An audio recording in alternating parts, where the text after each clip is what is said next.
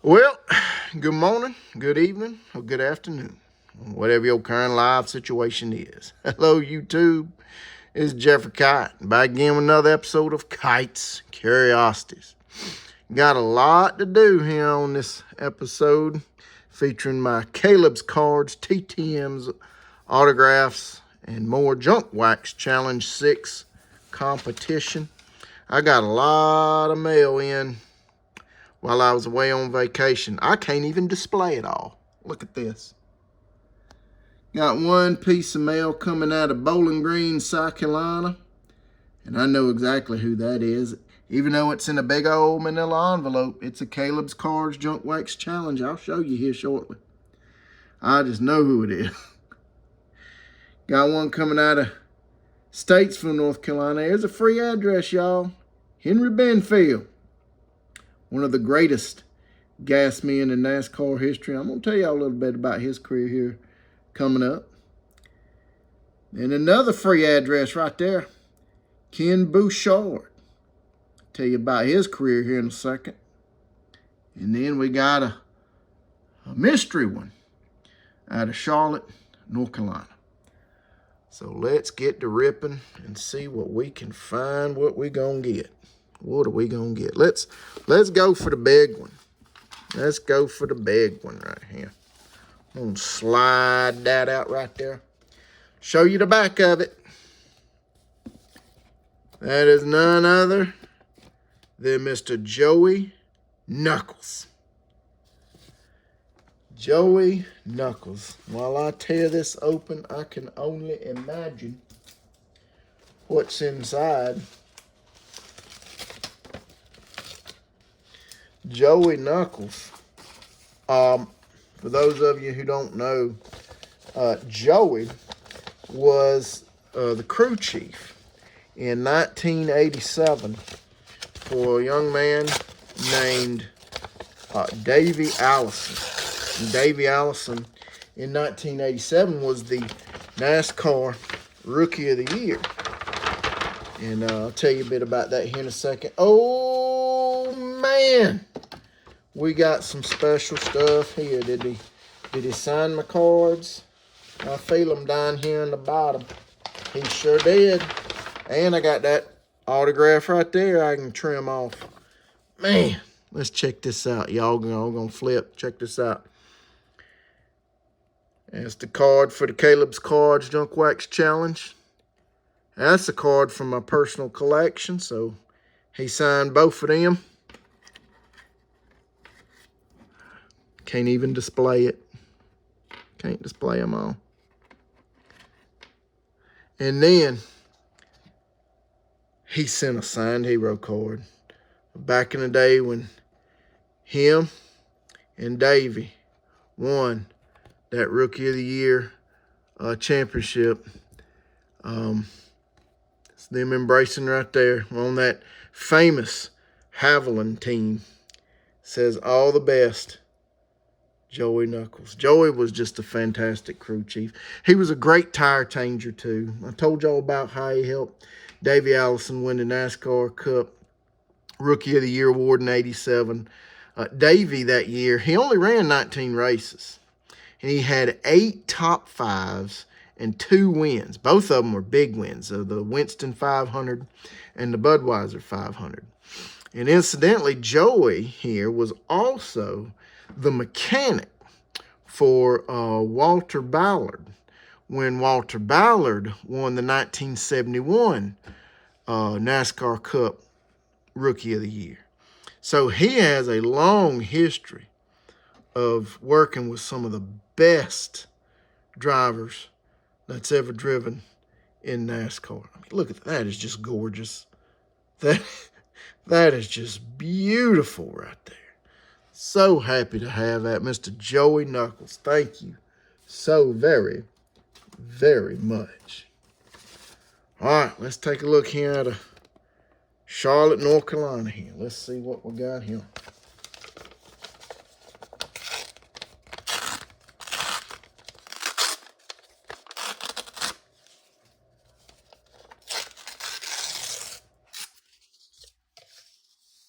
Oh, nice. we got Mr. Winston Kelly. This here is a Caleb's Cards Junk Wax Challenge card. Let's see if he signed the other one. Yes, he did. He signed the Larry Hedrick card. Very good. Very nice. First, let me tell you about Winston Kelly. Winston Kelly, he's pretty much the voice of NASCAR. Him and Mike Joyce are probably the most recognized voices. Dr. Jerry Punch also ranks up there kind of high. But Winston Kelly, long family history in stock car racing, especially NASCAR. His daddy was the public address announcer down at the Daytona International Speedway in the 60s. And I don't know how long he did that before he gave that up, but that was Winston's dad. And then eventually Winston, he grew up and started working, getting his feet up under him in the area of NASCAR broadcasting and such. And in 1986, he joined the Motorsports or MRN, Motor Racing Network. That's the radio side of NASCAR. He joined them in 86 as like a production assistant. And within 2 years, he'd worked his way up to pit reporter. And that's what he's doing right there. He's doing pit reporting right there. He became a pit reporter in 1988. And he was a pit reporter from 1988 to 2020, about 3 years ago, when he finally retired. And in between that time, 2006, he became the executive director of the NASCAR Hall of Fame. So he has had just a wonderful career in NASCAR, long history in it, and I'm so happy to add Mr. Winston Kelly to my collection here. And then again, he signed this card of Mr. Larry Hedrick. And I asked Winston to sign this card because on the back of this Larry Hedrick card is a little quote from Winston Kelly about Larry Hedrick. I'm going to let y'all read that as I talk a little bit about Mr. Larry. Mr. Larry he's deceased. He's no longer with us, but he was in the car auction business, buying, selling, trading, swapping cars. He did that for about 20 years and built up some capital and built it up enough to where he could join NASCAR and get him a NASCAR team going. So in 1990, he created Hedrick Motorsports or something like that, and signed his first driver. It was Larry Pearson. Larry Pearson was a former Busch Series champion. So he signed Larry, and he was just always looking for good young talent. Now, he had Larry, he had Greg Sacks, had Dick Trickle ran races for him for a while. He had Phil Parsons, Joe Nemechek, Ricky Craven. Incidentally, Ricky Craven won his Rookie of the Year while racing for Mr. Larry. Mr. Larry put him in a good car that year in 95, and Ricky Craven, he rewarded him with that Rookie of the Year season. He had Steve Grissom as a driver, and I think Steve did the best for him.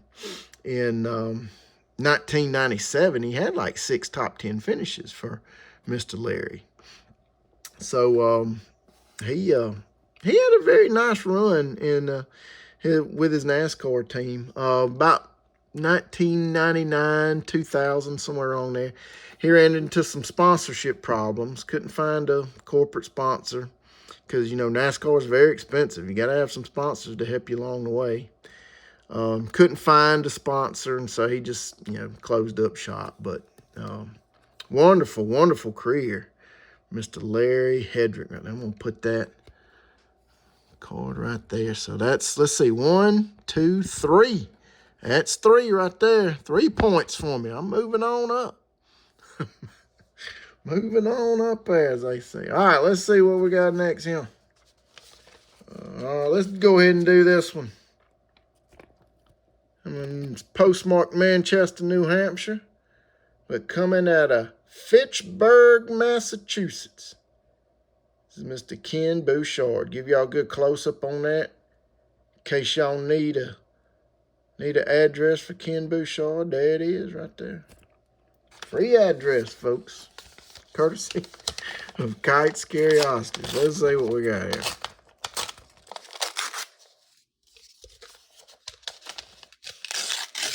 Oh, very nice. Looks like I got a ladder back. Oh, and some extras. Let's see here. I don't want to spoil the surprise. Let's see me flip them down. Like that right there. It says, Dear Jeffrey, you certainly did your homework. I do. I do my homework now. I do research on these guys when I write my letters to them. I have enclosed a couple extra cards for all your hard work, Ken. Man, thank you so much, Mr. Bouchard. Let's see what you sent here. All right, here's him. Oh, in the truck series. This is when he ran for Richard Petty. In the truck. I think he ran. I think that was the only race he ran for Richard Petty in the truck. He ran a couple truck series races, but not many. But that's the one he did with Richard Petty right there. Very nice. Nice one right there. Let's see. We'll sit that down right there. Here's a card that I did not send to him. This is, what year is this? 94 Max. Okay. Good looking card right there. Nice. And then here's the card that, here's the card that I sent him for the Caleb's Cards Junk Wax Challenge right there. Ken Bouchard, number 72. Y'all can cut that out. I'm doing some filming. Thank you now. Man. So anyway, old Ken Bouchard here. He's one of the better modified drivers in the history of NASCAR. And he did most of his racing up in New England. He ran at them tracks. If there's anybody in the New England area watching this episode, or watching this video, he ran up there on them tracks like at Oswego and Hudson up in the New York area. He went over to like Seekonk and Westboro over in Massachusetts. He ran some in Connecticut at like the tracks at Thompson and Stafford, and he had a lot of success up in Maine at Oxford. And so he really built himself a reputation when he was a teenager. I mean, he won all kind of races and championships in the 70s. He was very well known in them circles, them dirt track modified circles back in the 70s.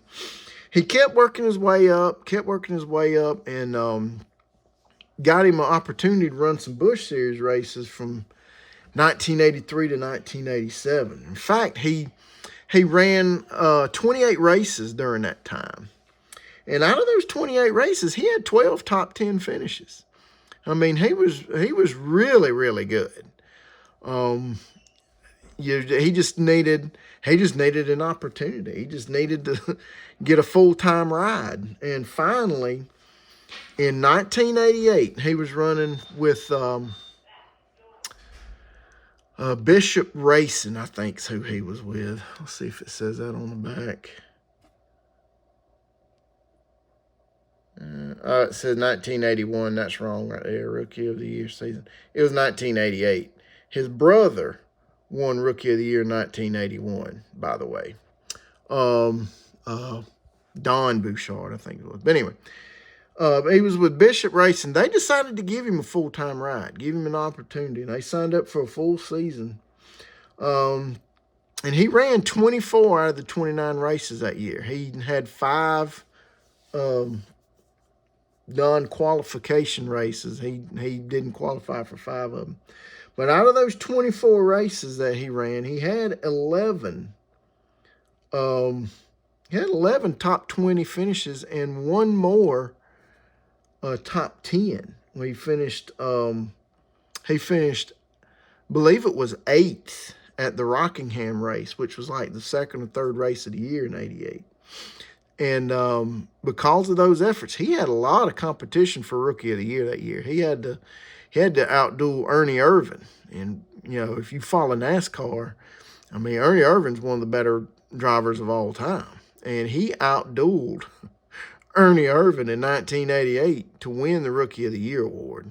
And so, I mean, I'm very happy to have this one in my collection, the Ken Bouchard. It's kind of weird. After 1988, they was all excited, ready to go, and 4 races into the '89 season, they just cut him loose. I don't know what it was, but he didn't race no more. As a full-time driver, Petty got him for that truck race, in the late '90s, right there, and then he ran a couple more Busch Series races and some different modified races, but that was his one shot. That was his 1 year to be a full-time driver, and he took advantage of it. And I mean, you gotta tip your hat to a man that takes advantage of his opportunity. All right, last one. Sorry about that interruption. It was crazy people running in and out of this house. We're gonna wrap it up with Mr. Henry Benfield. There's your address right there, 112 Ethel Lane, Ethel, in Statesville, North Carolina, 28625. Postmark out of Greensboro, Piedmont Triad area. Now let's see what Mr. Henry sent. Peel this tape off. As my buddy Michael Myers would say, did not trust my Dollar Tree envelopes. Let's see. All right. Oh, got another note back. Looks like some extras. Let's see what we got here. It says, Jeff, here is a card of my best friend and a great man to work for. Oh, okay. It's a little hero card of Junior Johnson. Little promo card of him. Yeah, I'll tell y'all about his relationship with Junior Johnson here in a minute. Great man to work for. Thanks for all the kind words. I am still racing for Jordan Anderson Racing. Thanks again, your friend, Henry Benfield. The reason why I chuckle at this part of I am still racing, I'm gonna tell y'all, but let me tell y'all about this man. This is incredible right here. First of all, here's my return for the Caleb's Cards Junk Wax Challenge. There he is right there in the Budweiser uniform. I can't remember what driver this is, but that was Junior Johnson's Budweiser team in 1990. Y'all can look that up if y'all want to. So you look up crazy in the dictionary. Yep, there's a picture of old Henry. Yeah, he's nuts, man. He is insane. Let me tell y'all about old Henry. Henry's quite a character. Henry is quite a character. He began working for Junior Johnson. That was his best friend right there. Began working for him back in like the, oh goodness, about 60s, 70s, I reckon. And he helped him work on the cars during the week. And then when he wasn't working on the cars, he worked on Junior Johnson's farm, tending to his cows and his chickens and things like that. And then when the weekend comes, they'd pack everything up and go racing. But Henry, he goes back, way back to days of NASCAR. Back in the, like I said, in the 60s and 70s. Back when you didn't have a fire suit if you was the gas man. You didn't have a fire suit. You didn't have a helmet. You didn't have gloves and all this stuff. All you had was like, you know, what he described, a 5-gallon bucket with a hose stuck to the end. a hose stuck to the end of it, and you just was basically just pouring gas straight down into the fuel cell of them cars, and you'd get it all over you. Now, I don't know if y'all have ever had a bunch of gas on you or not, but that stuff burns. I mean, just when I'm outside cutting the yard, if I'm putting gas in the lawnmower and I get a little bit on my hands, I mean, it stings a little bit. Wipe it off and stuff. I can't imagine getting it all over my legs, all over my arms, my hands, and just, that stuff burns. And what Henry said, what they used to do when that happened, they just take old water hose and just run it right down the pants. Just keep on working. And like I said, I mean, it was very, very, very dangerous. Very dangerous back in the day. Eventually, they did at least start making him wear a fire suit. But look what's missing.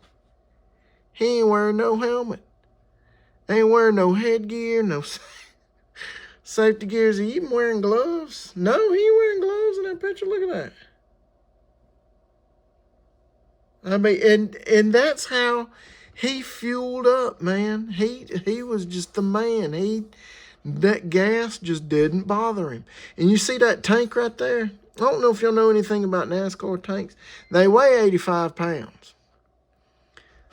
And here's a little old man. Well, he ain't little. He's a pretty big guy. I think he's over 6 foot from what I read. But this little old man, basically, he's just jumping the wall with a daggone 85-pound gas can, no helmet, no gloves, breathing all that stuff in, and fueling them cars up. And let me tell you something, he fueled the cars up of some of the greatest legends in NASCAR's history. We talking about Fred Lorenzen, Bobby Allison, Neil Bonnet, Dale Earnhardt. He did some work for Earnhardt. Darrell Waltrip. He goes back to the Cale Yarborough days. Bill Elliott. Who else did he? Elliott Sadler, Sterling Marlin, Jimmy Spencer. He was the gas man for Jimmy Spencer when Spencer was racing. I mean, he did it all. And he retired for a little bit. And apparently he done got back in the game. This man, let me just tell y'all, this man coming up in July is going to turn 80 years old. And according to his letter, he's still a gas man for Jordan Anderson Racing. 80 years old, folks. 80 years old. Still going strong as a gas man. That's incredible. Mr. Benfield, my hat's off to you. That is awesome right there. So I just got so much goodness coming down here. Look at that. That is just, I can't even adjust my camera right. Look at all that goodness right there. That is beautiful. Look, so many returns. Let's see. How do I look on the leaderboard now? Let's see. Let's take all this down. All right, we got, who'd we get? All right, Ken Bouchard. Got Ken Bouchard back. Let's start with him. Where's Ken at on the list? Alan Estes Jr. Ken Bouchard. Did I pull a Ken Bouchard?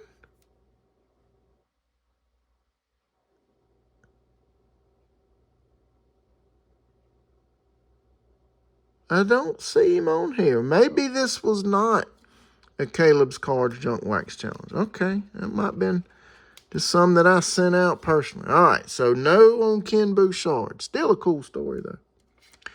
All right, let's go with the next one. We got Winston Kelly on the Larry Hedrick card and his individual card. So we can take out Winston Kelly.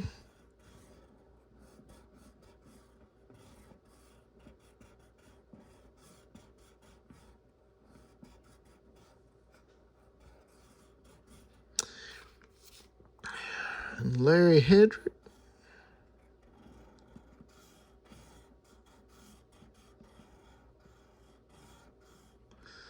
All right. Then we got Mr. Joey Knuckles. I know he was on there. Yep, there he is right there.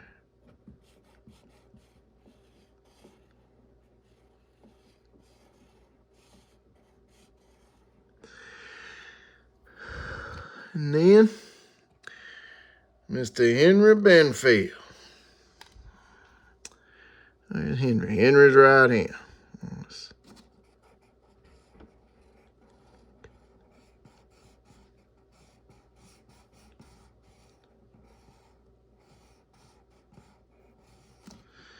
All right, there we have it.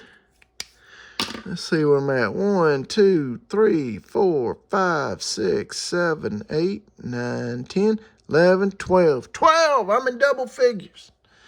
So if you want to know where you stand in the competition, if you got less than 12, you know at least one person's ahead of you. And if you got more than 12, which some of y'all do, you know you got at least one behind you. So, well, there it is. As always, folks, like, comment, subscribe. Do whatever you want to do. Till next time, y'all take care now. Have a good one. Bye.